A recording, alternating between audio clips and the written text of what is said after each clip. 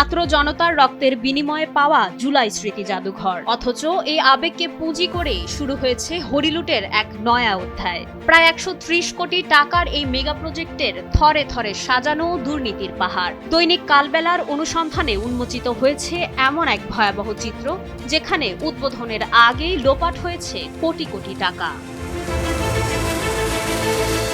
প্রতিবেদনের সংগৃহীত নথিপত্র বলছে, জাদুঘর উদ্বোধনের কোনো নামগন্ধ না থাকলেও নামফলক উন্মোচনের খরচ দেখিয়ে সরিয়ে ফেলা হয়েছে কয়েক কোটি টাকা। অবিশ্বাস্য হলেও সত্য, কর্মকর্তাদের দুপুরের খাবার আর বিকেলের নাস্তার পেছনেই খরচ দেখানো হয়েছে প্রতিদিন গড়ে ১ লাখ টাকা। ২ মাসে শুধু সংস্কৃতি কর্মীদের আপ্যায়নেই ওড়ানো হয়েছে ৫,৩০,০০০ টাকা। প্রশ্নহীন এই খরচের তালিকায় আছে হাজার হাজার টাকার ইন্টারনেট বিল আর দফায় দফায় তথাকথিত সেমিনার ও আলোচনার নামে অর্থ আত্মসাৎ। দুর্নীতির এই মৎসবের মাস্টারমাইন্ড হিসেবে নাম এসেছে সংস্কৃতি মন্ত্রণালয়ের সাবেক উপদেষ্টা মোস্তফা সরয়ার ফারুকী, জাতীয় জাদুঘরের ডিজি তানজিম ওয়াহাব এবং পর্ষদ চেয়ারম্যান মেরিনা তাবাসসুমের। নিয়মনীতির তোয়াক্কা না করে জাতীয় জাদুঘরের নিজস্ব তহবিল থেকে কোটি কোটি টাকা তুলে নেওয়া হয়েছে। এমনকি মাত্র কয়েকশো টাকার টিন দিয়ে বাউন্ডারির খরচ দেখানো হয়েছে ১.৫ কোটি টাকা। টেন্ডার ছাড়াই আসবাবপত্র ও অফিস সরঞ্জাম কেনাকাটার নামে ৩,৩১,০০,০০০ টাকা লোপাটের অভিযোগ এখন নথিবদ্ধ। জালিয়াতি কত প্রকার হতে পারে তার নজির স্থাপন করেছে এই প্রকল্প।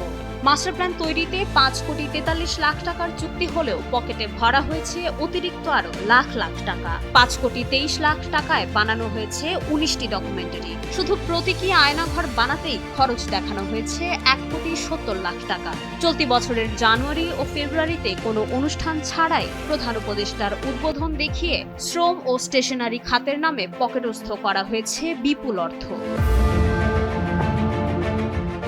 সিভিল ও ইলেকট্রোমেকানিক্যাল কাজের জন্য বরাদ্দ ৯৭ কোটি টাকা নিয়েও চলছে লুকোচুরি। কাজ আগেই সম্পন্ন করে ব্যাকডেট দিয়ে টেন্ডার আহ্বান করা হয়েছে পছন্দের ২ প্রতিষ্ঠান দ্য সিভিল ইঞ্জিনিয়ারিং ও MN হুদাকে কাজ পাইয়ে দিতে। ভেরিফিকেশন রিপোর্টে ব্যয়ের তথ্যে গড়মিল ও নকশা পরিবর্তনের দোহাই দিয়ে বাড়ানো হয়েছে প্রাক্কলিত মূল্যের চেয়েও বেশি বিল।